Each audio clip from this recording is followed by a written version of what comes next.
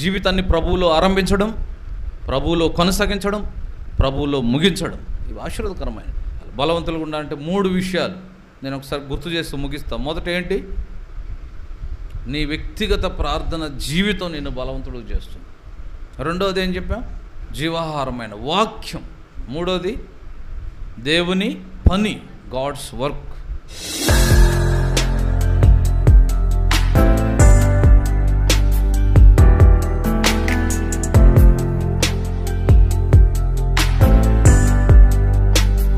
దేవుని వాక్యంలోకి వెళదాం. ఒక వచనాన్ని మరి ముందుగా చదువుదాం. అపోస్తలుడైన పౌలు గారు కొరింథీయులకు రాసిన మొదటి పత్రిక, అపోస్తలుడైన పౌలు గారు కొరింథీయులకు రాసిన మొదటి పత్రిక 16వ అధ్యాయం. 1 కొరింథీ 16 1 కొరింథీ 16 13వ వచనాన్ని 13, 14 2 వచనాలు కలిసి ఉండయి. అందరం కలిసి చదువు. మీ బైబిల్ ఉన్న వాళ్ళందరూ చూడండి. బైబిల్ చదివేటప్పుడు బైబిల్లో చూడండి, చెప్పేటప్పుడు వర్తమానికుని వైపు చూస్తే విషయాలు మనకు అర్థమవుతాయి. కాబట్టి 1 కొరింథీ 16, 13, 14 వచనాలు అందరం కలిసి చదువుదాం. పేజీ నంబర్ 157, కొత్త నిబంధనలో 157. కలిసి చదువుదాం. మెలకువగా ఉండుడి, విశ్వాసమందు నిలకడగుండుడి, పౌరుషం గలవారైండుడి, బలవంతులైండుడి, మీరు చేయ కార్యములను ప్రేమతో చేయుడి. ప్రార్థన చేస్తాం. ప్రేమగల పరలోక తండ్రి, వాక్యమైన దేవ, అద్భుతములు ఆచరణ చేయ తండ్రి స్తుతిస్తుంటున్నాం. ఇలాగూ నీ బిడ్డలను మమ్మల్ని ప్రేమించి సాయంకాల సమయంలో మీ గుడారములో, మీ మందిరావరణంలో, ఫిలిప్పి ప్రార్థనా మందిరంలో నదీ తీరమున ప్రార్థన జరుగును అనుకొని లూదియా వెళ్ళినట్లు ఆనాడు ప్రారంభంలో నదీ తీరానికి మీ దాసును నడిపించి కొన్ని హృదయాలను తెరచి అలాంటి బిడ్డలను ఆత్మలు అనుగ్రహించినాడు. నదీ తీరంలో ఈ చక్కని మందిరం ఇలాగ సిద్ధపరచబడ్డం, అండ్ పైన సీలింగ్ కానీ మరి అట్లానే టైల్స్, వీటన్నిటిలో ఈ స్థాయికి రావడానికి మీరు చూపించిన కృపంతటిని బట్టి స్తుతిస్తున్నాం. మేమేమైనా అది కేవలం నీ కృప తప్ప మరొకటి కాదని ఒప్పుకుంటున్నాం. ఎక్కడ కూడా మా శక్తి, మా భక్తి, మా గొప్పదనం కాదునైనా మీరు ద్వారం తెరవంది మేమేం చేయలేము. మీరు కృప చూపకుండా ఏది పొందలేము. మీరు గుప్పిలిప్పే దేవుడు, మీ హస్తం చాపే దేవుడు. అందుకే స్తోత్రాలు. అట్లనే మరి కొంతమంది బిడ్డలు బాప్తిస్మలో సాక్ష్యం ఇచ్చారు. నిజంగా ఆత్మలో మీరు అలా అనుగ్రహిస్తూ ఫిలిప్పీకు జతపరుస్తూ తీసుకొచ్చినందుకే స్తోత్రాలు. కాబట్టి అది మానవుడి జీవితంలో ఎంతో ప్రాముఖ్యమైంది. దాన్ని కూడా అశ్రద్ధ చేయక ఏదైనా ఆ బిడ్డల రక్షణ దినంను జ్ఞాపకం చేసుకుంటూ అదెంత విలువైందో మరి తలపోసుకుంటూ ఇలా చేరడానికి కూడా సహాయపడుతున్న కొందనాలు. ప్రధానంగా చేయబడ్డ స్వార్థ పరిచయం బట్టి కూడా స్తుతిస్తున్నాం. బలహీనంగా మేము కొద్దిమందిమే బలహీనము. సాధారణంగా చేయబడ్డ పని ముద్రించండి. ఒక దినాన్ని దాని ఫలం చూచినట్లు చేయమని పాలు పొందిన ప్రతి ఒక్కళ్ళకి సువార్త చేయి వారి పాదములు పర్వతముల మీద ఎంతో సుందరములైనవి, వారికి ఎంతో విలువిచ్చే దేవుడు. కాబట్టి పాలు పొందిన ప్రతి ఒక్కరు తన ప్రతిఫలం దయచేయమని, చదువుకున్న భాగం మీ చేతుల్లో పెడుతున్నాం నాయన, మా కొరకు విరిచి వడ్డించమని యేసుక్రీస్తు ఘనమైన నామమున ప్రార్థించి అడిగి వేడుకొనిస్తున్నాం తండ్రి, ఆమేన్. మరి ఎంతో ప్రాముఖ్యమైన విషయం, సంతోషకరమైన దినం కూడా. ఎందుకంటే రక్షణ పొందిన దినం క్రైస్తవ జీవితంలో చాలా ప్రాముఖ్యమైనది. మరి ఒక విధంగా చెప్పాలంటే ఒక నిజ క్రైస్తవుని జీవితంలో 3 ప్రాముఖ్యమైన దినములు మరి పోగొట్టుకోకూడదు. 3 ప్రాముఖ్యమైన దినాలు ఒక నిజ క్రైస్తవుడు కలిగి ఉండాలి. ఏంటి చెప్తారా? 3 ప్రాముఖ్యమైన దినాలు ఒక నిజ క్రైస్తవుడు జీవితంలో చాలా ప్రాముఖ్యమైన.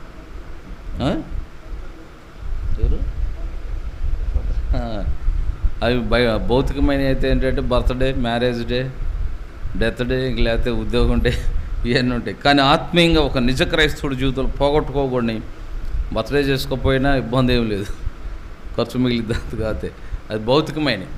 సరే, అది కూడా నూతన సంవత్సరం ప్రభు స్తుతించవచ్చు. కానీ ఆత్మీయంగా క్రైస్తవుని జీవితంలో ప్రాముఖ్యమైన ఏంటంటే చూడండి, 2 కొరింథీ 6వ అధ్యాయం, 2 Corinthians 6th chapter, 2 కొరింథీ 6వ అధ్యాయం, 2 కొరింథీ 6వ అధ్యాయం 2వ వచనం చదువుతారా?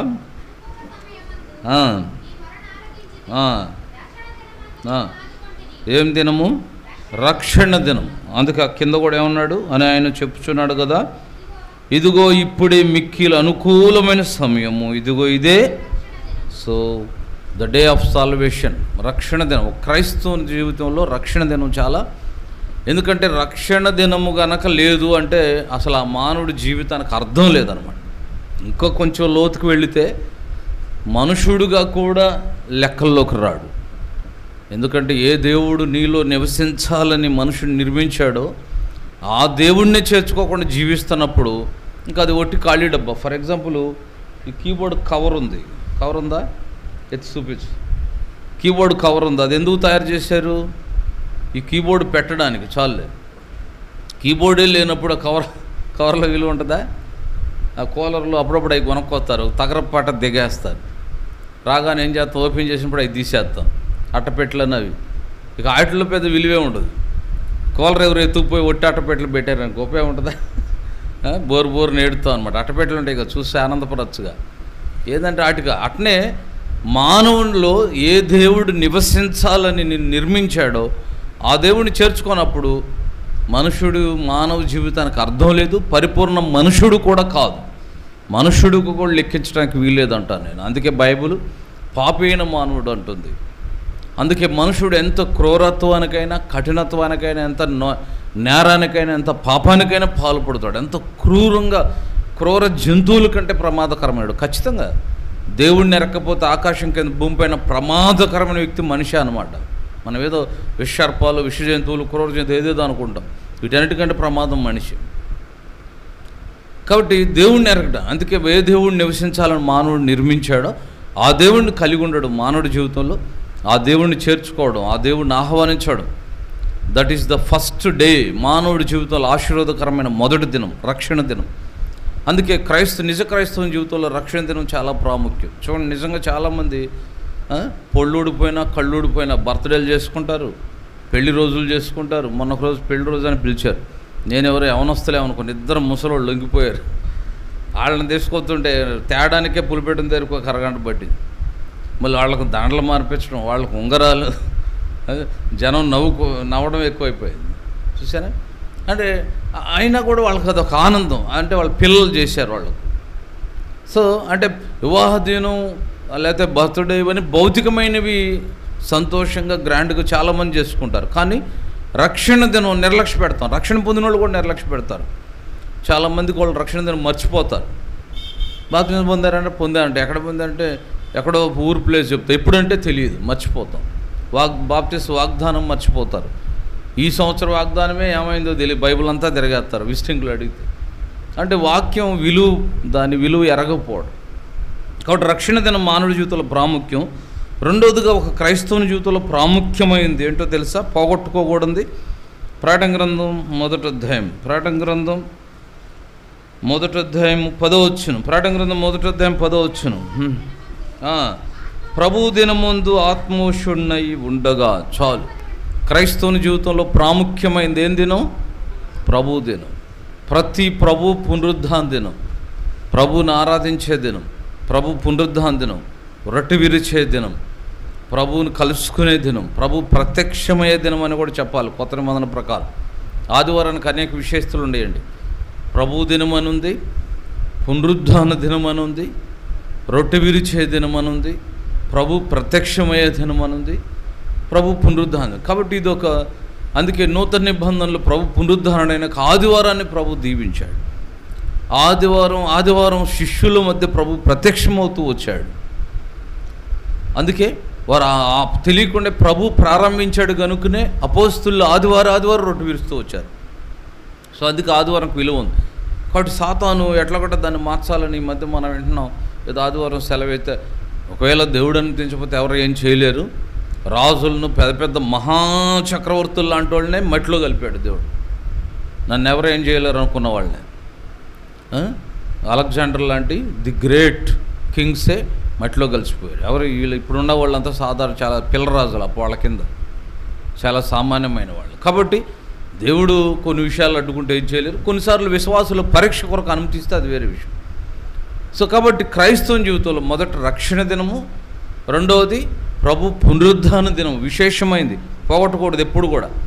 అందుకే ఒక భక్తుడు ఇలా అంటాడు, ఒక నిజమైన క్రైస్తవుడికి సంవత్సరంలో 52 పండుగలు వస్తాయంట. ఏంటి? క్రిస్మస్, గుడ్ ఫ్రైడే, ఈస్టర్ లెక్కేస్తున్నారా? ఈ మూడే ఉంటాయి. 52 పండుగలు ఏంటంటే ఆదివారాలు, 52 ఆదివారాలు ఒక సంవత్సరానికి. నిజమే, ఒక నిజమైన క్రైస్తవుడు ప్రతి ఆదివారం పండుగ. నా జీవితంలో అంటే మా ఇంట్లో మా నాన్న అటు చేసేవాడు, నాకు కూడా అటు అలవాటు. ఏదైనా కొత్త వస్తువు కొంటే ఎప్పుడు ఆరంభిస్తామంటే ఆదివారం ఆరంభిస్తాం. ఒక్కోసారి బట్టలు క్రిస్మస్, బర్త్డేలు అప్పుడు కొన్నా వేసుకోవడం మర్చిపోతే పోతే పోయింది, ఆదివారం ప్రారంభించేవాడు. ఆదివారమే ఓపెన్ చేసేవాడు. ఆదివారం కంటే గొప్పదేం లేదు. ఎందుకు అనుకోకుండా నేను పుట్టింది కూడా ఆదివారం ఉదయమేనంట. సో కాబట్టి ఎవరైనా ఆదివారం పుట్టడం, ఆదివారం చనిపోవడం కూడా ఆశీర్వాదమే. కాబట్టి అది ప్రభు పునరుద్ధాన దినం, ప్రభువుని ఆరాధించే దినం, ప్రభు ప్రత్యక్షమయ్యే దినం, దేవుని ప్రజలు కలుసుకునే దినం, దేవుని ఆరాధించేది, రొట్టె విరిచే దినం. సో క్రైస్తవుని జీవితంలో ఆ దినాన్ని పోగొట్టుకోకూడదు. అందుకే ఆదివారం చాలా విశేషం. దాన్ని ఆశీర్వాదం ఎరిగిన క్రైస్తవులు పోగొట్టుకోరు. ఎక్కడుండా వెతుక్కొని వెళతారు. కాబట్టి దేవుని ఇంటిని పోగొట్టుకోకూడదు. అందుకే రక్షణ దినం, ప్రభు దినం. మూడవది క్రైస్తవుని జీవితంలో ప్రాముఖ్యమైనది ఏంటి తెలుసా? ఇదే ప్రకటన గ్రంథం 13వ అధ్యాయం 14వ అధ్యాయం. ప్రకటన గ్రంథం 14వ అధ్యాయము 13వ వచనం. అంతటా ఎప్పటి నుండి ప్రభువునందు మృతులు ప్రభువునందు మృతి నొందిన దినం. ఇప్పటి నుండి ప్రభువునందు మృతి నొందిన సమయం, లేదా the day of death in the lord, ప్రభువులో చనిపోయిన దినం. అందుకే ఒక క్రైస్తవం యొక్క ప్రారంభ దినం, క్రైస్తవం యొక్క ముగింపు దినం, మధ్యలో ప్రభు పునరుద్ధాన దినాలు. ఇవి చాలా ప్రాముఖ్యమైన. కానీ మనం అందుకే ఒక ఆశ ఉండాలి. ఒక నిజమైన క్రైస్తవుడికి ఆశ ఏంటి తెలుసా? నేను ప్రభువులో నా జీవితాన్ని ముగించాలి, ప్రభువులో నేను కన్ను మూయాలి, ప్రభువులో నా యాత్ర ముగించాలి, ప్రభువుకు వెలుపల నేను చనిపోకూడదు. ఈ ఆశ ఉండాలి. అందుకే పౌలు గారు కూడా అంటాడు, ఏ విధము చేతన నేను ప్రభువులో చనిపోవాలి, పరిశుద్ధులతో లెగవాలి, పరిశుద్ధులతో పునరుద్ధానం నాకు కావాలి. పరిశుద్ధులతో కావాలంటే ప్రభువునందు నిద్రించాలి. అందుకే చనిపోయిన వారి గురించి కూడా మాట్లాడుతూ మొదటి దశలకి అంటాడు, మీరేం దుఃఖపడొద్దు, మీకు నిరీక్షణ కోసం చెప్తున్నాను, వాళ్ళకంటే ముందుగా మనమేం ప్రభు సన్నిచారం అంటాడు. ప్రభువునందు యాత్ర ముగించేవారు ధన్యులు అంటాడు. అందుకే ఇక్కడ కూడా ఇప్పటి నుండి ప్రభువునందు మృతులు ధన్యులని రాయంటాడు. It is the blessed day, they are the blessed people. వాళ్ళు ఆశీర్వదించబడ్డవాళ్ళు. ఎందుకంటే ప్రభువులో యాత్ర ముగించడం, జీవితాన్ని ప్రభువులో ఆరంభించడం, ప్రభువులో కొనసాగించడం, ప్రభువులో ముగించడం, ఇవి ఆశీర్వాదకరమైన. కానీ ప్రభువుకు వెలుపల భద్రత లేదు, జాగ్రత్త. ప్రభువుకు వెలుపల దుష్టుడు ఎత్తుకుపోతాడు, పాతాళానికి వెళతావు, నరకానికి పోతావు. ఇంకో మాట చెప్పమంటారా? చాలా ఆశ్చర్యకరమైనది ఏంటంటే లాజరు ధనవంతుడు చాలామంది రక్షణ కొరకు చెప్తారు. నేనేమంటా అంటే ధనవంతుడు ఒక ప్రభువుని ఎరిగిన విశ్వాసికి కూడా సూచనకున్నాడు. అందుకే అబ్రహామును తండ్రివైన అబ్రహాము అని పిలిస్తే అబ్రహాం కూడా నా కుమారుడా అంటాడు. ఎరిగి కూడా అలా బ్రతకకపోతే నీ గమ్యం పాతాళమే అని బైబుల్ చెప్తుంది. అగ్ని జ్వాలలకు ఖచ్చితంగా జ్ఞాపకం. రక్షణ లేని వ్యక్తికి ఎంత నరకమో, రక్షించబడి రక్షణకు తగినట్లు బ్రతకకపోతే కూడా నీ ముగింపు భయంకరమైన నరకం, అగ్ని అరద పురుగు. అందుకే అంటాడు అక్కడ ఒక మాట, ఎందుకు పాతాళంకి వెళ్ళావంటే భూమి మీద నీకు ఇష్టమైనట్టు సుఖం అనిపించావు, ప్రభు కొరకు బ్రతకలేదు. లోకం ప్రభువుని రక్షణ లేనోడు తన కొరకే బ్రతికి, రక్షణ పొందిన నువ్వు నీ కోసమే బ్రతితే ఇంకేదో పెద్ద తేడా ఏముంది? వాళ్ళు లోకం కొరకు బ్రతికి, నువ్వు లోకం కొరకు బ్రతికి, వారు లోక భోగాల్లో బ్రతికి, నువ్వు లోక భోగాల్లో బ్రతితే రక్షణ పొంది ఉపయోగం ఏముంటుంది? సో అందుకే ప్రభువుని ఎరిగిన దినం, ప్రభు దినాల్లో ప్రభువుని ఆరాధించుట, ప్రభువుతో కలిసి నడవడం, ప్రభువునందు మన యాత్ర ముగించి ప్రభువునందు నిద్రించిన దినం, ఇవి నిజమైన క్రైస్తవంలో చాలా ప్రాముఖ్యం. మనం మొదట చదివాం 1 కొరింథీ 16వ అధ్యాయం, బాప్టిజం తీసుకున్న వారి ఉద్దేశించి 1 కొరింథీ 16వ అధ్యాయం 13వ వచనం చదువుతారు. ఇక్కడ 13, 14 ఎవరైనా బిగ్గర చదవండి.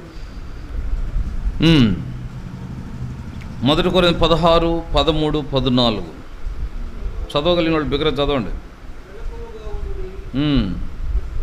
ఏంది ఎవరు లేరా విశ్వాసుల్లో? మెలకుగుండుడి, విశ్వాసమందు నిలకడగుండుడి, పౌరుషం గలవారై ఉండుడి, బలవంతులై ఉండుడి, మీరు చేయు కార్యములన్నీ ప్రేమతో. ఇక్కడ ఉండుడి ఉండుడి అని ఎన్ని పదాలు ఉన్నాయి చెప్పండి? ఎన్ని విషయాలు ఉన్నాయి? కరెక్ట్గా చెప్పిన వాళ్ళకి మార్కులు వచ్చేది పోయేది లేదు. కరెక్ట్గా చెప్పాలి. ఎన్ని ఉండుడి అనే ఎన్ని ఉన్నాయి? 5 4? 4 5? ఈ 2 కదా? సరే, 4 అంటే మీరు అచ్చం యుండుడి అనేది చూస్తున్నట్టున్నారు. ఊత ఉండే ఉంది, యూత ఉంది, చివరిలో యుడి అనే ఉంది. సో టోటల్గా ఇంగ్లీష్ ప్రకారం అయితే 5 ఉండుడే. బి బి బి అని వస్తుంది. 5 విషయాలు ఉంటాయి. సో 5 కూడా అది చేయుడు కూడా అలా ఉండమని, ప్రేమతో చేస్తూ ఉండుమని. సో సరే, మీరు అచ్చం ఉండు అని పదంగా చూసినప్పుడు 4 ఉండొచ్చు. సో చేస్తూ ఉండుడి అంటూ 5 విషయాలు చెప్తాడు. సరే, 5 విషయాలు చూడంగానే బలవంతులై ఉండుడి అన్నాడు కదా. ఎన్నో మాట అది? బలవంతులై ఉండుడి. దానికి ఎంతసేపు చూశారు? ఓకే, మొదట ఏమన్నాడు? మెలకుగా. మెలకుగా అంటే రైతులు నిద్రపోకుండా ట్యాబ్లెట్ వేసుకొని కూర్చోవాలంటే. నేను కూడా చిన్నప్పుడు మీలా అనుకో, మెలకు ఉండి అంటున్నాడు, లేకపోతే ప్రభు అవుతాడేమో, రైతు నిద్రపోకూడదు అనుకున్నాడు. లేచినప్పుడు వాళ్ళు మా నాన్న వాళ్ళు లేదు చూస్తుండేవాడిని, ఏమన్నా రాకుండా చెల్లిపోయాడేమని. ఎటుండేది? మెలకు ఉండి అంటే నిద్రపోకుండా ఉంటాం కదా. మీరు ఎటాగా ఉండరులేండి, ఆల్ నైట్ పేరే కానీ అందరూ ఆల్ స్లీప్ అనమాట. తవ్వుతా ఉంటారు కరెంట్ స్తంభాలు ఊగినట్టు గాలికి ఎట్టు. కాబట్టి మెలకు అంటే నిద్రపోండు కాదు.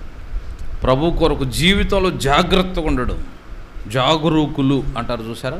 ఫర్ ఎగ్జాంపుల్ డ్రైవ్ చేసేవాడు మెలకు ఉండు అంటే అటు ఇటు వెళ్లకుండా వెనక శబ్దాలు చూసారా. ఒక డ్రైవింగ్లో అన్ని ఇంద్రియాలు పనిచేయాలి చూసారా. బ్రేక్ దొక్కడానికి కాలు సిద్ధంగా ఉండాలి.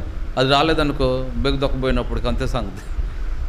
బ్రేకులు నొక్కడానికి చేతులు సిద్ధంగా ఉండాలి, కళ్ళు సిద్ధంగా ఉండాలి, చెవులు వినాలి. వెనక్కి వచ్చేవాడు ఆరణ కొట్టే హెడ్ ఫోన్స్ ఒకటి పెట్టుకొని ఎవరు ఎంటలేదు అనుకో, వాళ్ళు మొత్తుకొని ఎదురుకొచ్చి తిడతారు, కొడతారు అవసరమైతే. అన్ని ఇంద్రియాలు కరెక్ట్ పని, అన్నీ విజిలెన్స్ అంటారు, అంటే అన్నీ గమనిస్తూ. అట్లనే రాకడకు నిన్ను నువ్వు జాగ్రత్తగా గమనిస్తూ, నేను ప్రభువులో ఉండనా, ప్రభుతో ఉండనా, ప్రభు ఎక్కడైనా తప్పు అయినా అనుదినం సరిదిద్దుకుంటూ ఒక మెలకుగా ఉండాలి ఆత్మీయంగా. ఇంకేమన్నాడు? రెండోది విశ్వాసమందు నిలకడ. ఎందుకని? మన సంగతి ప్రభు బాగా తెలుసు. విశ్వాసం మనకు నిలకడ ఉండదు కదా, త్వరగా అస్థిరులం. విశ్వాసము ఒక రకం చెప్పాలంటే క్రైస్తవ జీవితం విశ్వాస అవిశ్వాసాల పోరాటం అన్నమాట. కొన్నిసార్లు అవిశ్వాసం గెలుస్తుంది, కొన్నిసార్లు విశ్వాసం గెలుస్తుంది. అది ప్రారంభంలో సరిపోతుంది, కానీ మనం ఎదిగే కొలది, బలం పొందే కొలది విశ్వాసంలో నిలకడ. ఇక నీ విశ్వాసాన్ని ఎవరు కదిలించలేనట్టుగా సిద్ధపడాలి. యు మస్ట్ బి స్ట్రాంగ్, బలంగా. చూడండి, ఫర్ ఎగ్జాంపుల్ కొన్ని కర్రలు బాదుతారు ఏదన్నా మీటింగ్ అప్పుడు కానీ పెళ్ళిళ్ళప్పుడు లైటింగ్ కోసం. ఎంత స్ట్రాంగ్గా ఉందని చూడడానికి ఇట్లా ఊపుతారు కదా. ఊపినప్పుడు అది షేక్ అవ్వకపోతే గట్టిగా ఉండడు. కొంతమంది పిల్లలకి ఇస్తే వాళ్ళు పైన కొడతారు, ఊగిపోతుంటే తీసేయి అని మళ్ళీ పీకేస్తారు. So we must be strong. ఏ పరిస్థితి కూడా నిన్ను కదిలించలేనట్టు. ఎన్ని పరిస్థితులు రాని, నా దేవుడు నమ్మదగినోడు, నా దేవుడు అన్యాయం చేయడు, నేను ప్రభు కొరకే జీవిస్తా, ప్రభుకి ఇష్టమైంది నా బ్రతుకులు అవసరం లేదు అనేటువంటి ఒక స్థిరత్వం, ఒక బలము, విశ్వాసం ప్రభు మీద, వాక్యాన్ని పట్టుకొని బ్రతకడం. కొంతమంది ఉంటారు మొండి విశ్వాసం, చాలా బలవంతులు. ఎన్ని రోగాలు, అప్పులు, సమస్యలు దాడి చేసిన ప్రభువుని వదలరు. వాళ్ళ మాటలు ఎక్కడ అవిశ్వాసంగా ఉండవు. దేవుడు ఏంటంటే చేశారు అనరు. నేను ప్రభువుని కలిసి కూడా సిద్ధపడుతున్నానయ్యా, నా కోసం ప్రార్థన చేయండి అంటారు. కాబట్టి దేవుడు అన్యాయం చేసినని చెప్పరు. అందుకే విశ్వాసంలో స్థిరంగా ఉండాలి, నిలకడగా ఉండాలి, మెలకుగా ఉండాలి. ఇంక మూడోది ఏం చెప్పాడు? పౌరుషం కూడా చాలా అవసరం. ఏ పౌరుషం అంటే వాళ్ళ మీద పోట్లాడే పౌరుషం, కొట్లాడే పౌరుషం, ఇవి కాదు. మనకు మాట అంటే పాడం ఈ పౌరుషం ఉంటుంది, అది కాదు. అంటే నేను ప్రభు కొరకు పరిశుద్ధంగా బ్రతకాలనే పౌరుషం ఉండాలి. నేను చాలాసార్లు అదే చెప్తా. అసలు బైబుల్ పట్టుకుంటే ఈ చెప్పినట్లు బ్రతికితే అది కలిగి ఉండాలి. ఇదొకటి మన జీవితం ఒకటి అయినప్పుడు అలా కొనసాగడం దేవునికి అవమానం, మన బ్రతుకు నష్టం. పౌరుషం ఉండాలి. ప్రభువు చెప్పినట్టు నేను బ్రతకాలి. ఎవరు చేస్తున్నారు చేయట్లేదు నీకు అనవసరం. నేను నా దేవుడు, నా దేవుని వాక్యం, నేను నా జీవితం జాగ్రత్తగా కాపాడుకుంటా. నేను నా దేవుడు, నా దేవుని వాక్యం, నేను లోబడుతాను ఎవరు ఎట్లన్నా బాగుంది. కాబట్టి ఒక పౌరుషం, ఆత్మీయమైన పౌరుషం. అందుకే చూసారా, పట్టుదల ఉంటే కానిది లేదు. పట్టుదల ఉండాలి కదా. చూడు, ఎవరు తన మాట్లాడకూడదు అని పట్టుదల పడితే ఏం చేస్తావు? పిలుస్తున్నా మాట్లాడు, కోడి మీద కుక్క మీద పెట్టి తిడుతున్నా వెనక్కి తిరగవు, నిన్నే ఏమో ఇది అంటున్నా కూడా వెనక్కి తిరగవు, వినపడ్డా కూడా. అంటే పలకూడదు అంటే అంత పట్టుదల ఉంటుంది. మరి ప్రభువులో నేను ప్రభు కొరకు బ్రతకాలి, ప్రభువులో జీవించాలి, ప్రభు వాక్యం ప్రకారం బ్రతకాలి. ఒకరోజు నన్ను దేవుడు మెచ్చుకోవాలి, పరలోకంలో నేను దేవుని కొరకు బ్రతకాలనే ఒక పౌరుషం తెచ్చుకోవాలి. నెక్స్ట్ తర్వాత చెప్పాడు ఇప్పుడు మన విషయం, బలవంతులై ఉండుడి. ఫోర్త్లీ, 4వది, వీ మస్ట్ బి స్ట్రాంగ్, బలవంతులు. దాని మీదే కొన్ని విషయాలు చూద్దాం. 5వది ఏం చెప్పాడు? మీరు చేయి కార్యములన్నీ ప్రేమతో. సో ప్రేమతో కూడిన జీవితం క్రైస్తవుడికి చాలా ప్రాముఖ్యం. నిజమే, ప్రేమ లేకుండా ఎవరిని ప్రభు కొరకు సంపాదించుకోలేము, ప్రభు యొద్దకు ఎవరు నడిపించలేము. నువ్వు పొందిన రక్షణ ఇతరులకు ఏమాత్రము ఆశీర్వాదకరంగా ఉండదు ప్రేమ లేకుండా. అయితే బలవంతులైనడి. బాప్తిజం తీసుకున్నారు, మంచిదే. బాప్తిజం తీసుకున్నారంటే తిరిగి జన్మించారు. యోహాను సువార్త 3వ అధ్యాయం 5వ వచనం. బాప్తిజం పొందిన తర్వాత ఒక మానవుడు ఆత్మీయంగా, ఆధ్యాత్మికంగా తిరిగి జన్మిస్తున్నాడు అని బైబిల్ చెప్తుంది.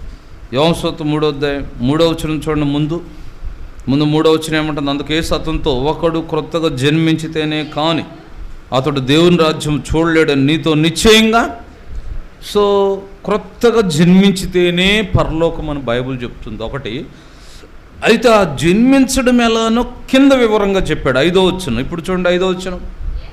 ఎందుకంటే ఆ పైన ఆయన అడిగాడు, జన్మించడం అంటే అర్థం కాల. ఇశ్రాయేలు బోధకుడే ఆయన అంటున్నాడు, భౌతికంగా ఆలోచించి ఇందాక కనుక మెలకుగా ఉండాలనగానే రేతి నిద్రపోకూడదు అనుకున్నట్టు ఆయన కూడా జన్మించాలంటే నేను అసలే ముసలోడిని మళ్ళీ తల్లి గర్భంలోకి ఎట్టపోవాలంటున్నాడు భౌతికంగా. అందుకని ఇప్పుడు దాని ఎక్స్ప్లెనేషన్ చెప్పాడు, వివరంగా చెప్పాడు 5వ వచనం. ఇప్పుడు ఏమంటున్నాడు? ఎలా జన్మించాలి? ఏ సిట్లను 3:5 యోహాను సువార్త. ఒకడు నీటి మూలంగాను ఆత్మ మూలంగాను జన్మించితేనే కానీ దేవుని రాజ్యంలో ప్రవేశింపలేడు నీతో నిశ్చయంగా. ఎస్, నీటి మూలంగా ఆత్మ మూలంగా, through the water and through the spirit. కాబట్టి అందుకే బాప్తిస్మము అనేది నీటి మూలంగా జన్మించడం.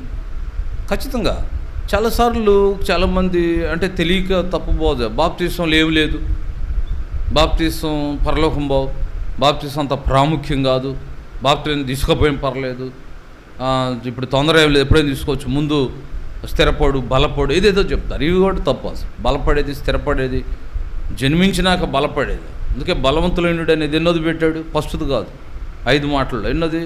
4వది, ముందన్నీ జరగాలి. రక్షణ పొందినాక బలపడేది. ఆ బిల్ల పెట్టకముందే పెండంలో ఉండగానే బలాన్ని పడితే ఆ బలం ఎక్కువైపోయిందంటే బయటకు కూడా రాడన్నమాట. తల్లికి బిడ్డకి ఇద్దరికి ప్రమాదం. సో అందుకే బాప్తిసం ఖచ్చితంగా రక్షణలో ఒక ప్రాముఖ్యమైన భాగం. కాకపోతే మారు మనసు అనేది లేకుండా వట్టి బాప్తిసం ఇన్వాలిడ్, అది గమనించాలి. దాన్ని చాలా జాగ్రత్తగా మాట్లాడాలి. మారు మనసు లేని బాప్తిసం చెల్లదు, కానీ మారు మనసు తర్వాత బాప్తిసం చాలా ప్రాముఖ్యమైనది, అశ్రద్ధ చేయకూడని విషయం. అసలు బైబిల్ అంతట్లో నిజంగా తెలియక నాకు ఇప్పటికి బాధేస్తుంది. నేను 28/9/90 ప్రభుకు హృదయం ఇస్తే 92లో బాప్తిసం తీసుకుని మార్చి 19, అంటే సుమారు 2 సంవత్సరాలు. కొంతసేపు అంటే అప్పుడు ఒక రకంగా చెప్పాలంటే నాకు అవగాహన లేదు లేఖనాలు ప్రారంభంలో, నా పైన సేవకులకు అవగాహన లేదు ఆ విషయాల్లో. ఒక రకంగా సావాసం అంతా కూడా అట్టే ఉంది. బలపడాలి, స్థిరపడాలన్నట్టుగా ఇంకా ఎక్కువ లేటుకి ఇచ్చేవాళ్ళు అంట. అది వరకు 7 ఏళ్ళు, 10 ఏళ్ళు, 14 ఏళ్ళు. ఈలోపు వీళ్ళు రాలిపోయారంటే అంతే సంగతులు అనమాట.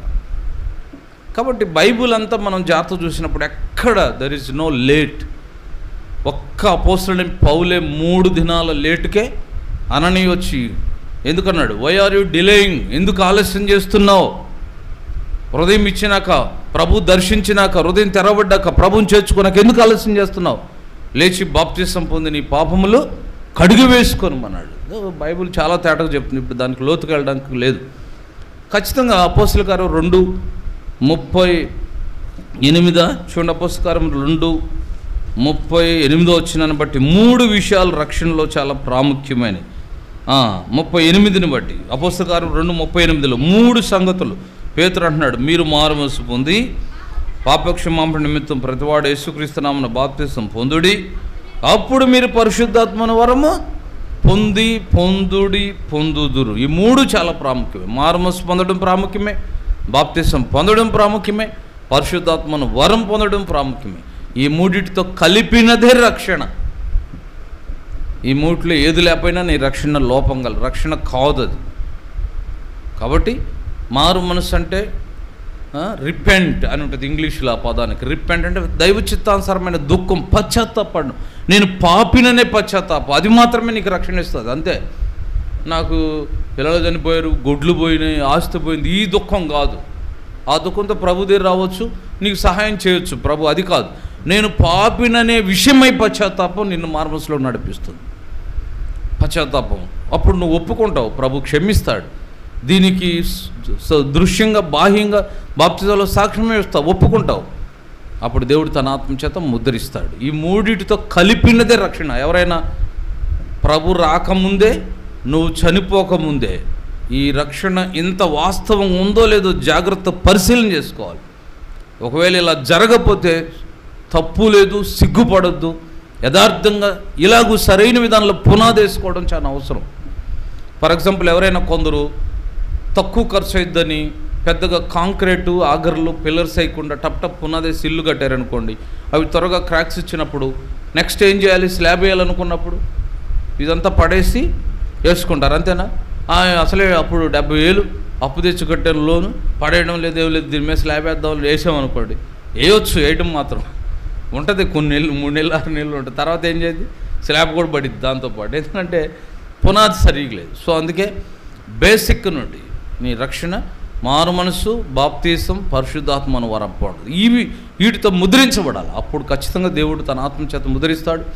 నీకు దేవుని ఆత్మ కలిగి ఉన్నామని గుర్తు ఏంటంటే, కాని వాటిని వెళుతున్నప్పుడు దేవుని ఆత్మ నిన్ను గద్దిస్తుంది.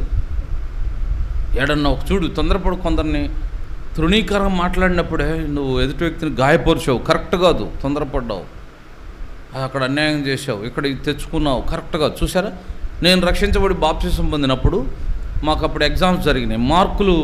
మార్కులు చూసుకోండి అని ఇస్తే లెక్కల మాస్టరు ఆయన అన్నాడు, ఎవరికైనా టోటల్ కరెక్ట్గా వచ్చిందో లేదో చూసుకోండి అన్నాడు.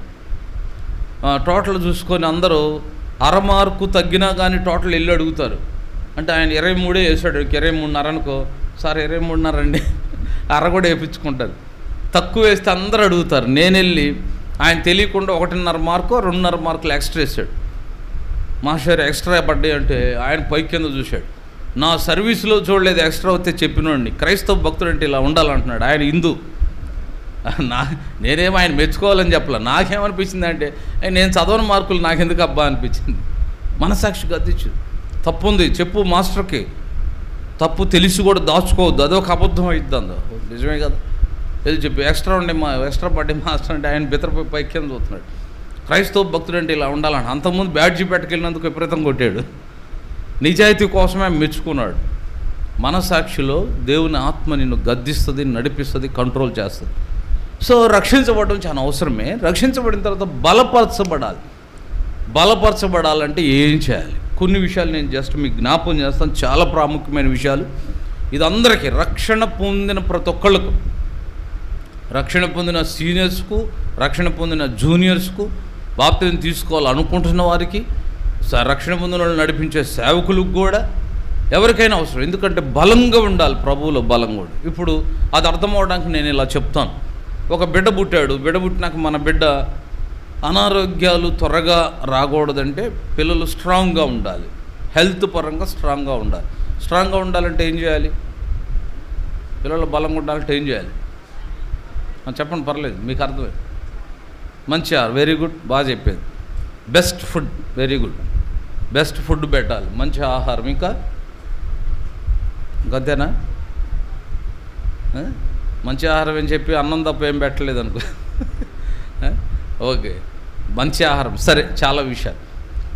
నేనేమంటానంటే ప్రధానంగా ఆహారము, నీళ్లు ఆరోగ్యంలో చాలా ప్రాముఖ్యమైనవి. లోపలికి వెళ్ళి వాటర్ కూడా స్వచ్ఛమైన హెల్తీ వాటర్ ఉండాలి కదా. ఒకవేళ పెద్దోళ్ళు వేయబడితే దాన్ని ఆరాయించుకుంటాం, కానీ పిల్లలకి ఏం చేస్తారు? బెస్ట్ అంటే ప్యూరిఫైడ్ వాటర్, మంచి వాటర్ని ఇవ్వాలి, స్వచ్ఛమైన. కాబట్టి మంచి నీళ్లు, మంచి మనం ఇప్పుడు ఆరోగ్యంగా ఉండడానికి కూడా నీళ్లు ఎప్పటికప్పుడు తాగాలి. నీళ్లు తగ్గినా కూడా నీటి శాతం ఎండుకుపోతాం, అనారోగ్యం బారిన పడిపోతాం. మంచి ఆహారం ఇవ్వాలి. ఇంకా వాటితో పాటు అవసరమైతే ఆరోగ్యానికి వ్యాయామం కూడా. చిన్నపిల్లలు కూడా ఇట్లా కాళ్ళు సాగదీయడం ఏమిటి ఉంటాయి. లేకపోతే తగిన వ్యాయామం, లేకపోతే పెద్దోళ్ళు అయితే తగిన పని కూడా ఆరోగ్యంలో ఇట్లా కొన్ని ఉంటాయి. అట్లనే ఆత్మీయంగా నువ్వు బలవంతుడిగా ఉండాలంటే ఏం చేయాలి? మొదట ఒక నీరుగా, ఆత్మీయమైన నీటుగా ఏం తీసుకోవాలి చూడండి. యోహాను సువార్త 4వ అధ్యాయం, యోహాను సువార్త 4వ అధ్యాయం, జాన్స్ గాస్పుల్ చాప్టర్ 4, యోహాను సువార్త 4వ అధ్యాయం, యోహాను సువార్త 4వ అధ్యాయము 13వ వచనం చూడండి. యోహాను సువార్త 4, 13, 14.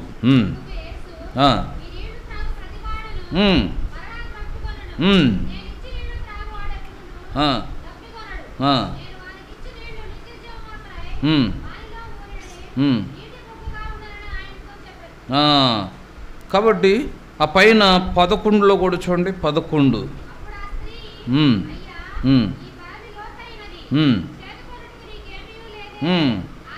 ఆ జీవజలము ఎలాగు నీకు దొరుకును. 10లో కూడా అంటాడు, నీవు దేవుని వరమును నాకు దాహమునకిమ్మని అడుగుచున్న వాడెవడు అదియు ఎరిగి ఉంటే నీవు ఆయన అడుగుదువు, ఆయన నీకు ఏమిచ్చును? జీవజలం ఇచ్చును. లివింగ్ వాటర్, జీవజలం. నీటిలో జీవం ఉంది, కరెక్టే. అందుకే నీరు తాగకపోతే మనిషి బ్రతకలేడు. సో అట్లానే మనం బలవంతులమై ఉండాలంటే జీవజలం. ఏంటి జీవజలం అంటే? ఎవరా జీవజలము? ఆయనే. అందుకే 14లో చూడండి, 14లో 13లో ఏమన్నాడు? బావిలో నీళ్లు చూపిస్తూ ఈ నీళ్లు త్రాగువాడు మరలా దప్పికొనును, కానీ నేను ఇచ్చిన నీళ్లు నిత్యజీవమునకి వానలో ఊరడి నీటి బొగ్గగా ఉంటాయి. ఆ జీవజలం యేసు ప్రభువే. కాబట్టి యేసు ప్రభువునే అనుభవిస్తూ ఉండాలి. అందుకే క్రైస్తవ జీవితంలో ఇఫ్ యు ఆర్ స్ట్రాంగ్, నువ్వు బలంగా ఉండాలంటే యేసు ప్రభువుని అనుదినము సేవించాలి నీరులాగా. ఇంకో మాటలో చెప్పాలంటే యేసు ప్రభువుని ఎలా మనం సేవిస్తాం? నీళ్లు త్రాగినట్టు యేసు ప్రభువుని ఎలా మనము అనుభవించవచ్చు, ఎలా మనలో నింపుకోవచ్చు, ఎలా మనం సేవించవచ్చు యేసు ప్రభువుని? దానికి ప్రధానమైంది ప్రార్థన ద్వారా. దేవుణ్ణి కలుసుకోగలిగింది మనుష్యుడు ఎక్కడ? ప్రార్థనలో. అందుకే ప్రార్థన అంటేనే ఒక దేవుడు మానవుడు కలుసుకోవడమే ప్రార్థన. దేవుణ్ణి కలుసుకోలేకపోతే నీ ప్రార్థన నిజమైంది అర్థం లేదనమాట. కాబట్టి దేవుణ్ణి కలుసుకోవడమే ప్రార్థన. దేవునితో గడపడం, దేవునితో నింపబడడం, దేవుణ్ణి అనుభవించడం, దేవునితో సహవాసం, దేవునితో మాట్లాడడం, దేవునితో మాట్లాడడం, దేవునిలో ఆనందించడం. అందుకే చూసారు మీరు ఎప్పుడైనా చూడండి, కొంతసేపు హృదయపూర్వకంగా తృప్తిగా ప్రార్థన చేసుకున్నప్పుడు ఎంత ఆనందంగా ఉంటుంది. ఒకసారి ఒక ఆయన ఒక పోస్ట్ పెట్టాడు, ప్రతిరోజు ఉదయాన్నే లెగ్గానే మొట్టమొదట యేసు ప్రభుని కలుసుకుంటే ప్రార్థనలో ఆ దినములో నిన్ను సాతాను ఎన్నిసార్లు కలుసుకున్నా నీ మీద ఓడిపోతాడని చెప్పాడు. కరెక్టే. సాతాను ఎవరి విషయంలో ఓడిపోతాడంటే ఎవరైతే ఉదయాన్నే లెగ్గానే యేసు ప్రభుని కలుసుకుంటారో, శ్రద్ధగా ఆయనతో గడుపుతారో వారి దగ్గర ఓడిపోతాడు. కానీ చాలాసార్లు మనం ప్రార్థన లేకే ఆ దినములో సాతాను మనల్ని కలుసుకున్నప్పుడు ఆయా పరిస్థితుల సందర్భాల్లో ఓడిపోతున్నావు, పడిపోతున్నావు, బలహీనంగా ఉంటున్నావు. సో బై ద ప్రేయర్, ప్రార్థన జీవితం, ప్రార్థన. అందుకే రక్షణ పొందిన వీళ్ళు ఎక్కడుండారు? ప్రార్థనలో ఉండారంటాడు. చూడండి అపోస్తల కార్యములు 2:42లో వీరు అపోస్తలుల బోధ యందును సహవాసమందును రొట్టె విరుచుట యందును ప్రార్థన యందు. So the prayer life is, it is root of strength అనమాట. నువ్వు బలంగా ఉండడానికి మూలం ఇది ప్రార్థన. అందుకే మీరు ఎప్పుడు గుర్తు, వ్యక్తిగతంగా నువ్వు ప్రభువుతో శ్రద్ధగా గడిపేది నీ జీవితంలో లేదు అంటే, ఎవరైనా సరే, సీనియర్ సేవకులైనా సరే, కొత్తగా రక్షించబడ్డ వ్యక్తి అయినా సరే, ఈ మధ్యలో ఎవరైనా సరే, పెద్దలైన, బాధ్యత గలవారైన, సీనియర్ విశ్వాసులైన, పరిచారకులైన, శ్రద్ధగా నువ్వు వ్యక్తిగతంగా ప్రభువుతో గడిపేది లేదు అంటే నువ్వు బలహీనుడు అని అర్థం. మనం బలహీనుడివి, బలహీనరాలు. నువ్వు ఎప్పుడైతే ప్రభువుతో శ్రద్ధగా గడుపుతావో, ప్రభు దగ్గర సమయం హెచ్చిస్తావో, ప్రభువుకు సమయం ఇవ్వాలి. నిజంగా మనం చాలా బుద్ధిహీనులం. సాతాను మనల్ని మోసం చేస్తుంది. ప్రార్థన శ్రద్ధగా చేసుకుందామంటే, ఇప్పుడు టైం లేదులే, వేరే పనులు చాలా ఉంటాయి, తర్వాత చూద్దాం, దేవుడు ప్రేమ గలవాడని దాటేస్తుంటాం.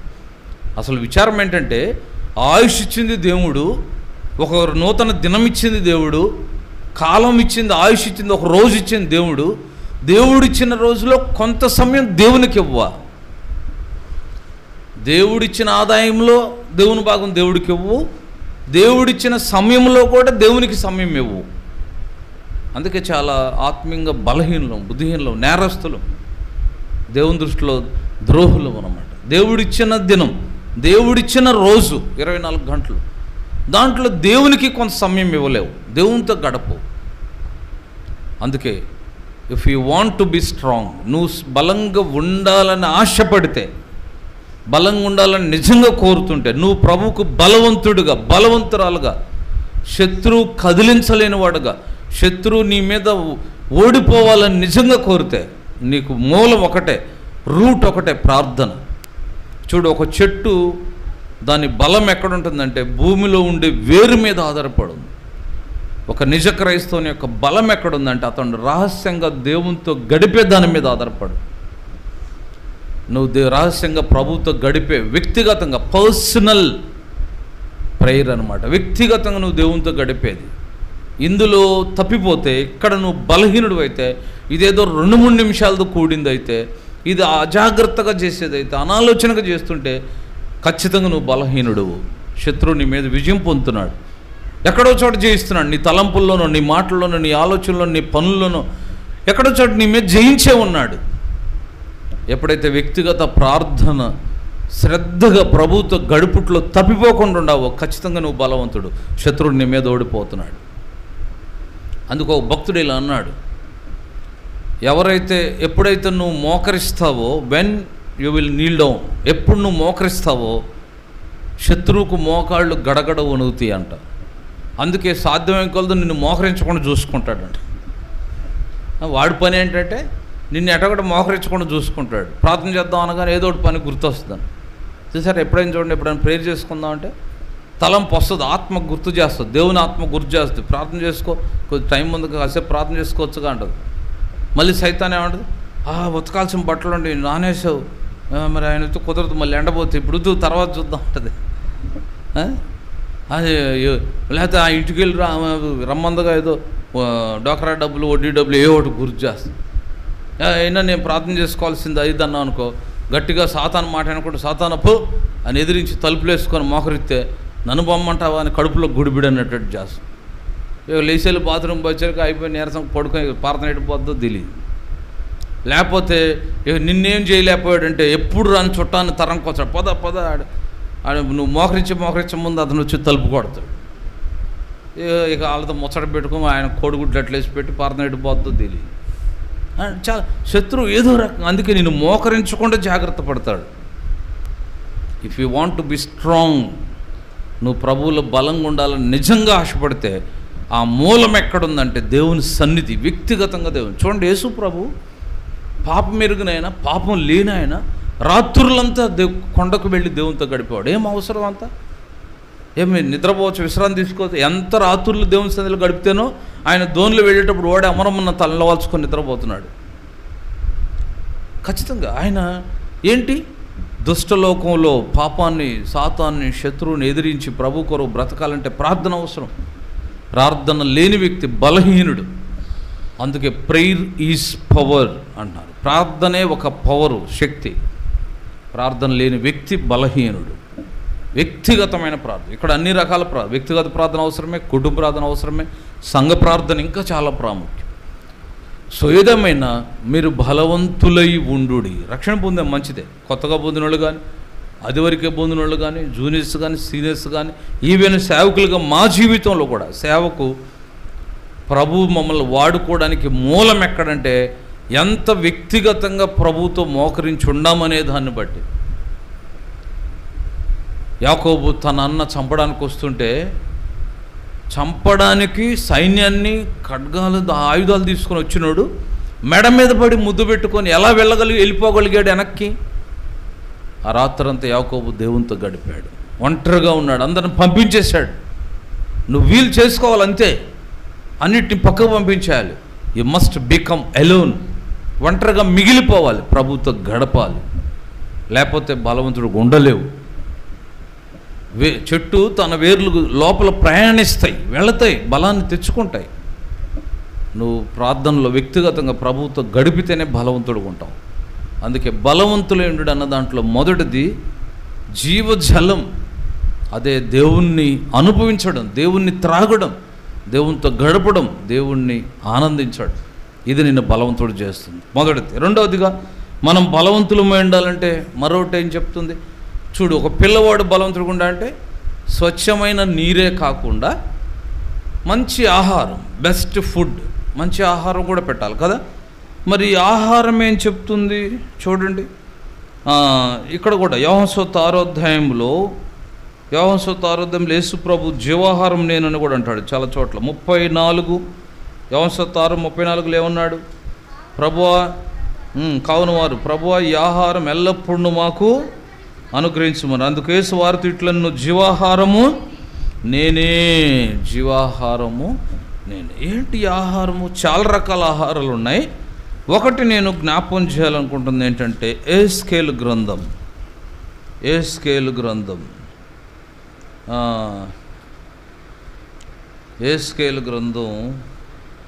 3వ అధ్యాయం. యెహెజ్కేలు గ్రంథం 3వ అధ్యాయము చూడండి, మొదటి నుండి చదవండి. 3వ అధ్యాయం. మరియు ఆయన నాతో ఇలా సెలవిచ్చాను, నరపుత్రుడా నీ కనపడిన దాన్ని భక్షించుము. ఏంటి కనపడేది? ఈ గ్రంథమును భక్షించి ఇశ్రాయేలుతో పోయి వారికి ప్రకటన, ఈ గ్రంథమును భక్షించి. ఆ మాట చూడండి. ఇంకా కింద కూడా అదే అంటాడు, 2వ వచనం యెహెజ్కేలు 3:2. నేను నోరు తెరవగా ఆయన గ్రంథము నాకు తినిపించి. ఏం తినిపించాడు? హార్లిచ్చా సెర్లక్క? గ్రంథమును తినిపించి. ఎందుకు మీటింగ్లు? బాప్టిజం తీసుకొని మీరైతే ఆ మీటింగ్ పెట్టాలనే భారము, ఆసక్తి సేవకుడికి ఎందుకు? పని పాటలేక ఆయన నిద్రపోవచ్చుగా, రెస్ట్ తీసుకోవచ్చుగా. గ్రంథం తినిపించాలి, ఏదో ఒక రకంగా వాక్యం పెట్టాలి, వాక్యం భుజించాలి. ఎందుకు ఆయన ఏరు కోరి తేపకోళ్ళని పిలిచేది? ఆయన చెప్పుకోలేక. ఖర్చు వద్దు అనుకుంటే 2 మాటలు ఏవోడు చెప్పి కాలక్షేపం చేయొచ్చు. బొచ్చడి మంది వాళ్ళ సేవకులు భారం లేని వాళ్ళు. నేను చాలామంది నేరు ఎవరిని పిలవరు, వాళ్ళని ఎవరు, ప్రతి కొడుకు కాళ్ళే ఏదో ఆ సిద్ధపాటు ఉండదు, ఏదో 4 మాటలు చెప్పి పంపించేస్తారు. ఏదో అంటారు కదా, ఆమె నల్లు స్తోత్రం అంటే అయిపోద్దా? కాబట్టి అటువంటిది ఎందుకు? వాక్యం తినిపించాలి, గ్రంథం తినిపించాలి, వాక్యంలో బలపరచబడాలి, వాక్యమే మార్చాలి, రూపాంతరం చెందాలి, ప్రభువులే మారాలి, ప్రభువుకు బలవంతులు అవ్వాలి. మీరు శత్రువుని ఎదిరించాలి, పాపాన్ని మీద విజయం పొందాలి, ప్రభువు స్థిరపడాలి, రేపు పరలోకులు ఉండాలి. If you want to be strong, నువ్వు బలంగా ఉండాలి అంటే దేవుని వాక్యం అనే ఆహారం. చూడు, ప్రవక్తకే, బోధకునికే, నాయకుడికే, ప్రవక్తకే దేవుడు అంటాడు ఈ గ్రంథము భుజించు. ఆయనే తినిపిస్తున్నాడు అంటావు. 2వ వచనం, నేను నోరు తెరవగా ఆయన ఆ గ్రంథము నాకు తినిపించు. 3వ వచనం, నరపుత్రుడా యెహెజ్కేలు 3:3 నేను ఇచ్చుచున్న ఈ గ్రంథమును ఆహారంగా తీసుకొని దానితో నీ కడుపు నింపుకొనుమని నాతో సెలవిగా నేను దాన్ని భక్షించింది. అది నా నోటికి తేనె వలె మధురముగా, నోటికి తేనె వలె మధురంగా ఉంటుందా? ఇష్టంగా ఉంటుంది వాక్యం? గుర్తుపెట్టుకోవాలి. అందుకే మనం ఎప్పుడైనా డాక్టర్ దగ్గరికి వెళ్తే మంచి డాక్టర్ ఏమడుగుతాడు తెలుసా? ఆకలి అవుతుందా అంటాడు, నాలిక కళ్ళు చూస్తాడు కదా, చూసి ఆకలి అవుతుందా అంటాడు. ఆకలి బాగానే ఉంటే ఆరోగ్యం బాగుండడు, ఆరోగ్యం బాగుతే ఏమైంది? తినబుద్ధి కాదు. మేము 7 మంది పిల్లలం. మా ఇంట్లో ఎవరికన్నా మేము చిన్నప్పుడు మా చెల్లెళ్ళకి అక్క ఏదన్నా జ్వరం వస్తే స్పెషల్గా ఇడ్లీ అవి తెచ్చేవాడు. ఆ ఇడ్లీ వాళ్ళు ఎప్పుడు వద్దంటే నేను తిందామని రెడీగా ఉండేవాడు. వాళ్ళు ఒకసారి వద్దానికి అట్లా నాకు ఇయ్యను, ఆగు నువ్వు ముందుంటావు అంతే. నేను అనుకుని ఏంది వీళ్ళు పిచ్చేవాళ్ళు ఏంటి, తినరేంటి, నాకు కూడా జ్వరం వస్తే బాగుండు అనుకున్నాను. జ్వరం వస్తేది ఇడ్లీ తినవచ్చు, చివరికి వచ్చినప్పుడు అని తినబుద్ది అయ్యేది కాదు. అది ఇష్టంగా తిందామని తెప్పించుకుంటే కూడా చేదయ్యేది. కాబట్టి తినాలని ఇష్టం. అందుకే అక్కడ 3వ వచనంలో ఏమన్నాడు, నోటికి తేనె వలె మధురంగా ఉందా వాక్యం. ఈ గ్రంథం తీసుకో, తిను, కడుపు నింపుకోవాలంటే ఎక్కువ తినాలి. చూసారా? ఇంకొకటి విషయం తెలుసా, ఎక్కువ శాతం నాకు తెలిసి ఈ హెబ్రోను సంఘాల్లో, మన సంఘాలు లేక కొన్ని ఇండిపెండెంట్ సంఘాల్లో వాక్యం ఎక్కువ ఉంటుంది. చాలా సంఘాలు ఈరోజు విచారం ఏంటంటే వాక్యమే, కడుపు నింపుకోరు. కడుపు అంతా దేంతో నింపుకుంటారు? ఇవాళ తరం కూడా అట్లయిందిలే, ఇంట్లో ఉండే వంటలతో నింపుకోవట్లా. డ్రై ఫ్రూట్స్ వీధుల్లో దొరికేవి. కొందరు ఓ చోటకి వెళ్ళాం పరిచర్య, గెదలూరు, వాళ్ళు పాపం ఇంట్రెస్ట్ అదేదో స్పెషల్ అంట అక్కడ మాకు పెట్టారు. ఏంటిది, మరుగుల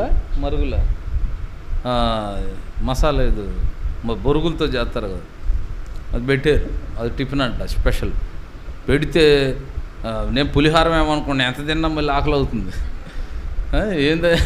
ఏందే ఆకలి తీరినట్లేదంటే అది బొరుగులు అని అన్న. ఓహో అందుకేనా, లోపలంతా గాలే కదా. బైబిల్లో కూడా ఎక్కడ ఉంది, ఒక చోట గాలిని మేయుచున్నాడు. గాలి మేయడం అంటే ఇదేని అనుకుంటా, నాకేంటి గాలి పెట్టారన్న. పాప ఆయన మేము ఇది స్పెషల్ అని చేసామన్నా, ఆయన అప్పుడప్పుడు మళ్ళీ ఇడ్లీ అవి తెప్పించాడు. అంటే నింపుకోవాలి, వాక్యం ఈ దినాల్లో చూడండి చాలా చోట్ల వాక్యం ఉండలేదు, సరైన సమయం వాక్యానికి లేదు, సరైన ప్రాముఖ్యత కూడా లేదు. నేను ఈ మధ్య ఒకసారి భారీగా మీటింగులు జరుగుతున్నాయి, ఇవాళ కూడా జరుగుతుంది అనుకుంటా. వేలల్లో జనం వెళ్తున్నారు. నేను నిన్న ఇప్పుడు ఖాళీగా ఉండి లైవ్ చూసి అసలు చూద్దాం, టైం అంతా 10:30-11 దాకా కూడా మంత్రులు రావడం, వాళ్ళకి చప్పట్లు కొట్టించడం, అయ్యి అంటాం ఇయ్యి అంటాం, క్యాసెట్లు రిలీజ్ అంతా అయిపోయి వాక్యం ఎప్పుడంటే 11కి, 11-11:30 కూడా అయినట్టుంది, 12 వరకు జరిగింది వాక్యం. ఎప్పుడంటే చివరిలో, మళ్ళీ అది కూడా ఘనంగా ఎట్ట చెప్తున్నాడు, కప్పుచ్చుకోవడం కోసం. మనం ఇప్పుడు చివరిలో ప్రశాంతంగా వాక్యం వినొచ్చు, ఈ కార్యక్రమం అయిపోతే అప్పుడు అందరూ నిద్రపోతుంటారు. 12 అప్పుడు ఎవరు వాక్యం వింటారు? వాళ్ళు నా అర్ధా కూస్తే అన్నం పెట్టపోతే, ఒకవేళ అన్నం తిని వస్తేనేమో నిద్రపోతుంటారు అలసిపోయి. అంటే వాక్యానికి ఎక్కడిస్తున్నావు టైము? 11:30 తర్వాత. మిగిలినటన్నిటికీ నువ్వు సెలవులు కప్పించుకోవడం, చప్పట్లు కొట్టడం, క్యాసెట్లు రిలీజు, నీ ఘనత, ఆయన డబ్బా కొట్టడం, ఇవన్నీ టైంపాస్. నిజంగా నాకు చాలా బాధేస్తుంది. అసలు ఇంత ప్రజలు ఎట్లా వెళ్తున్నారు? ఖర్చు దండగా, డబ్బులు దండగా, టైం వేస్ట్. వాక్యానికి చోట్లేదు, అక్కడ సమయం లేదు. చివరికి అసలు ఏం చెప్పాడా చివరిలో చూస్తే ఆ వాక్యంలో కూడా తప్పులు. కనీసం బైబిల్లో ఉన్నదాన్ని ఉన్నది ఉన్నట్టు అని రైట్గా చెప్పట్లేదు. ఆ బైబిల్లో ఒకటి ఉంటే ఇంకోటి చెప్తున్నాడు. చాలామంది వాక్యం కంటే ఈ దినాల్లో కథలు, అక్కడ ఇట్లా ఎక్కడెట్ట, ఆ ఊర్లో ఇట్లా ఈ ఊర్లో ఇట్లా పిట్ట కథలు, బైబిల్లో ఒకటి ఉంటే ఇంకోటి చెప్పడం, సిద్ధపడకపోవడం. ఇంకా అక్కడ ఉన్నదే నీకు తేటకు చెప్పు, అక్కడ ఉన్నదానికే తప్పు చెప్తే ఇంకా వివరణ ఏమైనా రైట్ చెప్తావు? వాక్యం కరువు, వాక్యం ఎండిపోయింది, వాక్యం లేదు.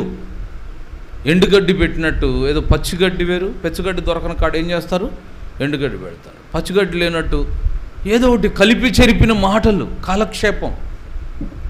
అందుకే నువ్వు బలవంతుడు కావాలంటే మొదటిది వ్యక్తిగతంగా ప్రభువుతో శ్రద్ధగా గడిపేది చాలా ప్రాముఖ్యం. రెండవది స్వచ్ఛమైన దేవుని వాక్యం కొరకు ఆశ, తృష్ణ నింపుకో. వాక్యం ఎక్కువ నింపుకో, కడుపు నింపుకో, ఇది నిండా తినాలి. వాక్యం ఎక్కువ అవసరం.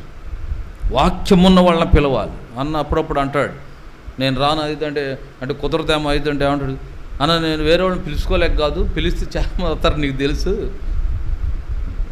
మంచి వాక్యం ఉండాలని నేను అందరినీ వాడను, మంచి మాట.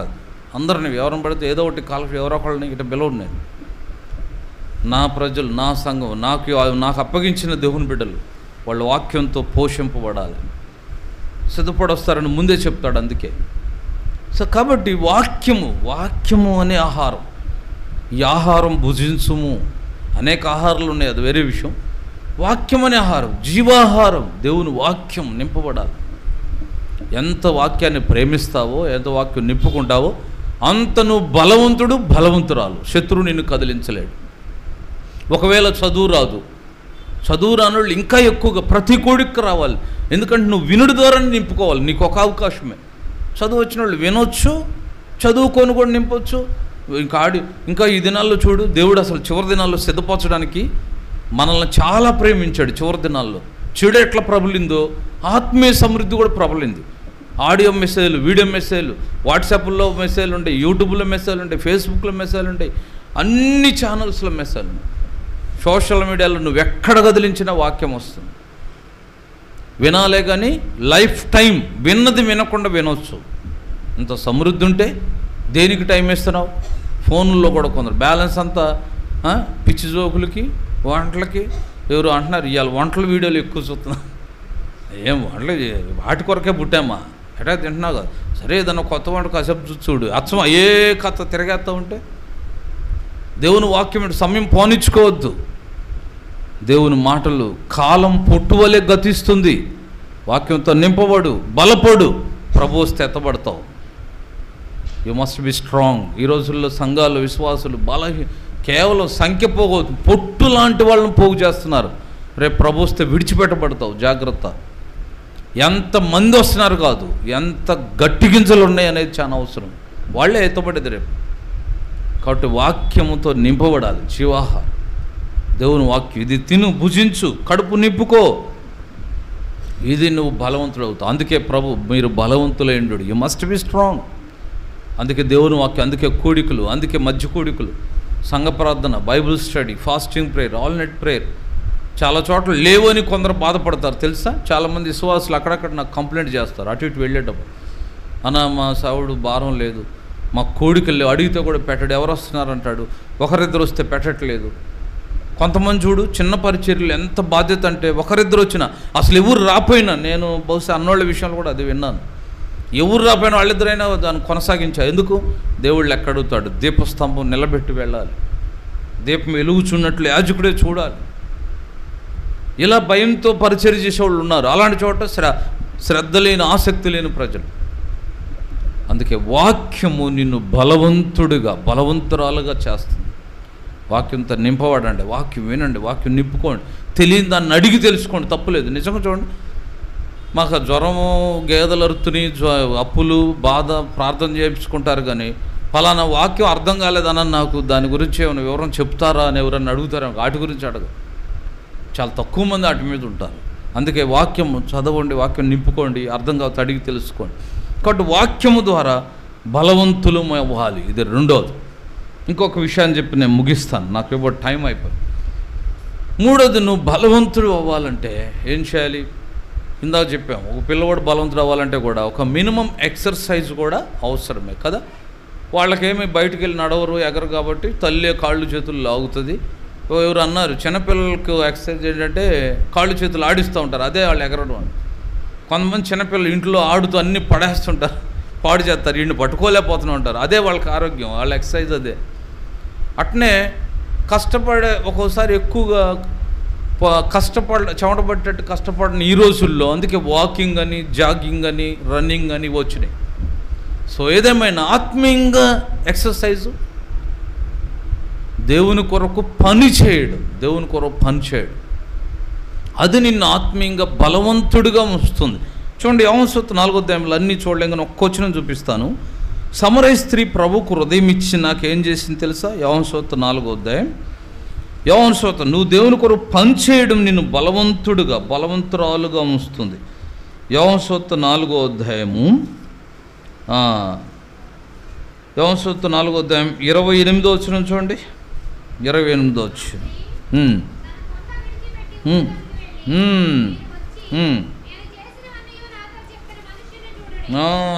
చాలు. ఇక్కడ 28వ వచనంలో మంచి మాట. ఆ స్త్రీ తన కుండ విడిచిపెట్టి ఊరిలోనికి వెళ్ళి, ఆ మాట చూడండి. ప్రభువుని ఎరిగిందో లేదో, మెస్సియా అని గుర్తించిందో లేదో, then immediately she started God's work. ప్రభువుని ఎరిగింది, మెస్సీ అని గుర్తుపట్టింది. వెంటనే ఏం ప్రారంభించింది? ఆయన్ని గురించి చెప్పడం ప్రారంభించింది. వెంటనే కొండను వదిలి ఊరిలోకి వెళ్ళి అనేకులను పిలుచుకొచ్చింది. ఈరోజు మన సమస్య ఇదే. నువ్వు ఎరిగావు, మంచిదే, నువ్వు బాప్తిసం తీసుకున్నావు, నువ్వు రక్షించబడ్డావు, నువ్వు దేవుని కొరకు వెళ్ళడం లేదు. అందుకే మార్క్స్ వార్త 11వ అధ్యాయంలో శిష్యులతో ప్రభు ఏమన్నాడు? మార్క్స్ వార్త 11 ఏదో వచనం చూడండి. మార్క్స్ వార్త 11 2వ వచనం, 2వ వచనంలో ఉందా? ఓకే. మీ ఎదుటనున్న గ్రామునకు గో, వెళ్ళండి వెళ్ళండి వెళ్ళండి వెళ్ళండి. ఈరోజు విశ్వాసులు బలహీనులుగా తయారవడం కారణం ఏంటి తెలుసా? ప్రభు కొరకు నువ్వు వెళ్ళడం లేదు, ప్రభు కొరకు పని చేయడం లేదు. చూడండి, మీరు చక్కగా సువార్త ఉంది, మంచి గొప్ప విషయం, దేవుని కొరకు వెళ్ళారు, 1 వీధో 2 వీధో కూర్చోపోయాను, ఎంత టైం అవసరం లేదు, కనీసం ఆ ఎక్సర్సైజ్ మర్చిపోకూడదు. అట్లా నేను వ్యక్తిగతంగా కూడా ఎక్కడికి వెళ్ళమంటున్నాడు దేవుడు? పెద్ద దూరం ఏడకి వెళ్ళిన అవసరం లేదు. ఏడకి వెళ్ళమన్నాడు చూడు, మార్కు 11:2, మీ ఎదుటనున్న, ఏడకో వెళ్ళిన అవసరం, నీ ఎదుటనున్న, మీ ఎదుటనున్న ఇంటికి వెళ్ళి చాలు, మీ ఎదుటనున్న వీధికి వెళ్ళు, మీ ఎదుటనున్న దానికి వెళ్ళు. అందుకే ఒక భక్తుడు అన్నాడు, పాపి లేని స్థలం ఎక్కడుంది? పాపి ఏడ లేకుండా ఉన్నాడు, నీ ఇంట్లోనే ఉన్నారు ప్రభువుని ఎరగనవాడు, నీ వీధిలో ఉండారు, నీ ఎదుటింట్లో, నీ వెనక ఉండారు, నీ లెఫ్ట్లో ఉండారు, నీ రైట్లో ఉండారు, ఎక్కడికి వెళ్ళినా పాపులు ఉండు. దానికి పెద్దగా ఏమీ తెలియదు. సువార్త అంటే కొంతమంది నాకు చదువుకోలేదండి, చదువు ఎన్ని ఏం అవసరంలా. ఆమె ఏమంది? ఆమె ఏమన్నా ఎక్కువ చెప్పిందా? యోహాను సువార్త 4వ అధ్యాయం జస్ట్ సింపుల్గా నేను చేసినవన్నీ నాతో చెప్పినవన్నీ వచ్చి చూడండి. 29 యోహాను సువార్త 4:29 ఏమంది? ఆ స్త్రీ తన కుండ విడిచిపెట్టి ఊరిలోనికి వెళ్ళి మీరు వచ్చి చూడు. సింపుల్గా ఏమంది? నేను చేసినవన్నీ నాతో చెప్పిన మనుషుని. కింద 39వ వచనం కూడా చూడండి, 4:39 యోహాను సువార్త. నేను చేసినవన్నీ నాతో చెప్పిన సాక్ష్యం ఇచ్చిన స్త్రీ యొక్క మాటను బట్టి ఆ ఊరిలోని సమరయల్లో అనేకులు, స్త్రీ యొక్క మాటను బట్టి. కొంతమంది మేము స్త్రీలం కదండి, సహోదరులం కదా, మాకు ఏడ కుదిరిద్ది. చాలామంది స్త్రీలు చాలా స్థలాల్లో సంఘాలు ఏర్పడడానికి మూలమయ్యారు తెలుసా? కొన్ని చోట్ల సంఘాలు ఏర్పడడానికి మూలం స్త్రీలే అన్న కూడా నాకు తెలిసి ఆయన పరిచర్యలు ఎక్కువగా స్త్రీలు ప్రార్థనలో మంచి సపోర్ట్ ఇచ్చారు పురుషుల కంటే. ప్రారంభంలో కూడా ఇప్పుడు కూడా ప్రార్థనతో సపోర్ట్ ఇవ్వచ్చు, ఫైనాన్స్తో సపోర్ట్ ఇవ్వచ్చు, నీ తలాంతును దేవుని పనిలో వాడి పరిచర్యలో ప్రయాసపడి సపోర్ట్ ఇవ్వచ్చు, ఇతరులను దేవుని దగ్గర నడిపించి సపోర్ట్ ఇవ్వచ్చు. Go and do the God's work. అందుకే నువ్వు if you want to be strong, నువ్వు బలంగా ఉండాలంటే దేవుని పనిలో ఉండు, పని మీద దృష్టి పెట్టు, దేవుని కొరకు ప్రయాసపడు. నువ్వు దేవుని కొరకు పని చేయడం, నువ్వు బలపరచబడతావు, నీ ద్వారా కొందరు సిద్ధపరచబడతారు. నువ్వు సిద్ధపరచబడతావు, కొందరు సిద్ధపరచబడతారు. పని చేయకపోవడం, నువ్వు బలహీనంగా తయారవుతావు, ఎవరిని ప్రభు కొరకు సిద్ధపరచలేవు. ఈ 3 విషయాలు నేను ముగిస్తాను. రక్షణ పొందే మంచిదే, బలవంతులై ఉండుడి. మన పిల్లలు బలహీనంగా ఉంటే మనకు సంతోషం ఉంటుందా? మన పిల్లలు పుట్టినాక ఎదగకపోతే, చూడకపోతే, మాట్లాడకపోతే ఎంత వేదన ఉంటుంది, కనపడని వేదన. మరి నువ్వు ఆత్మీయంగా ఎదగకపోతే, బలవంతుడు కాకపోతే, బలవంతురాలు కాకపోతే, ఎన్నేళ్ళైనా ప్రభు కొరకు ఇంకా బలహీనంగానే తప్పుతూనే ఉంటే దేవునికి ఎంత వేదన. అందుకే బలవంతులుగా ఉండాలి. బలవంతులుగా ఉండాలంటే 3 విషయాలు నేను ఒకసారి గుర్తు చేస్తూ ముగిస్తాను. మొదట ఏంటి? యాక్టివ్ అంట కొంచెం పక్కన.